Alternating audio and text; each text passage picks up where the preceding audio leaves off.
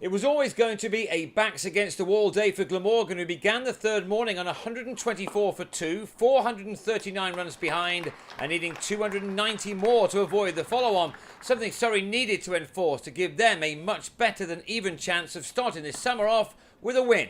The two overnight batsmen Colin Ingram and Will Bragg did their part in seeing out the day's first 14 overs, in which they added 36. It was all about taking each ball as it came for the Glamorgan batsmen.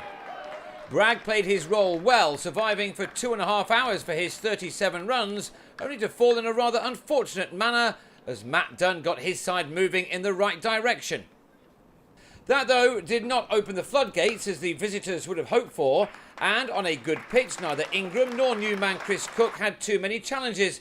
Gareth Batty would have been hoping that, with the dry conditions and the surface wearing, that he may be able to do some damage, but that wasn't forthcoming as these two batsmen rather comfortably took the total into the 200s. Surrey needed something to happen, and something out of the ordinary did.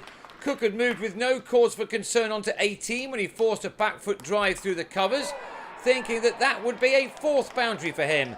Zafar Ansari then produced a stunning bit of fielding, hauling the ball in and then hitting the stumps from fully 70 yards. Cook was run out for 20.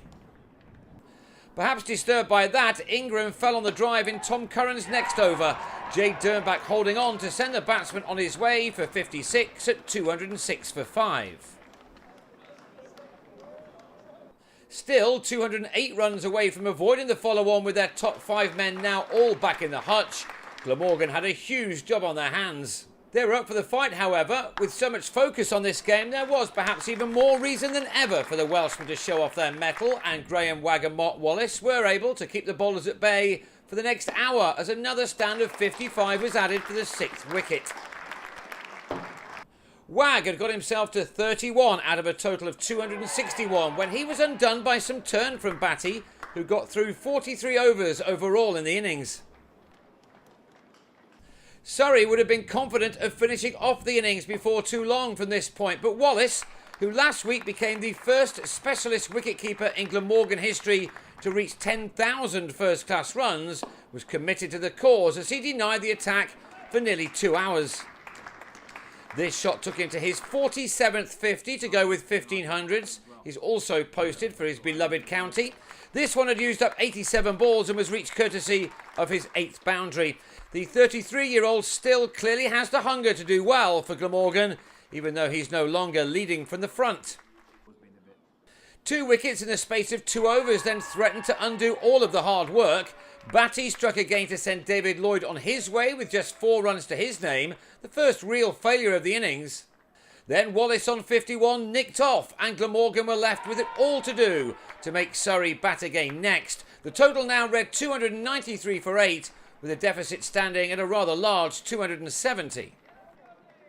That left another 121 runs to find, and Batty must have been thinking that the follow-on would be enforced at some point after tea. It was a huge ask for numbers 9 and 10 to turn this around, but nobody had told Craig Meschede that. While Koska admirably blocked out one end, the 23-year-old, who's on loan from Somerset, produced the innings of his life and the kind of knock that he would have been dreaming about for a very long time. Even as he moved through the numbers with few problems to get to a 50 off just 69 balls with his 9th 4, that being just the 5th first-class half-century of his career, Surrey would have had the belief that his counter-attack would soon be brought to an end. The South African-born player, like so many in this game, had other ideas, however. A wonderful innings and a splendid partnership, which was a record for the 9th wicket for the Welshman against Surrey, just about had this part of the job done.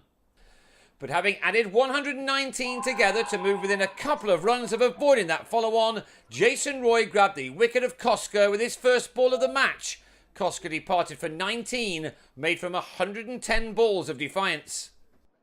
Last man Andy Carter then fed the strike back to Meschede, who 2 balls later flicked through mid-wicket to earn his 16th 4 and to take his side past that follow-on target. A remarkable achievement really from the position of 293 for 8.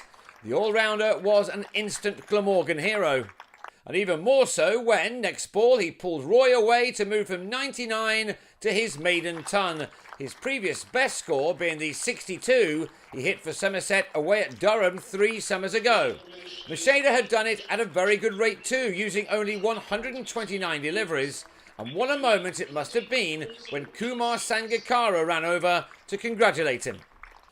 Meschede got to his ton just in time as Carter then spooned a catch to Dern back to give Ansari a wicket. Glamorgan ending the day all out for 419, which gave Surrey a lead on first innings of 144. So what next for the final day? The draw is, of course, now the big favourite on such a good batting surface, but Surrey do have the batsmen to score rapid runs and put the home team back under some pressure on the final afternoon.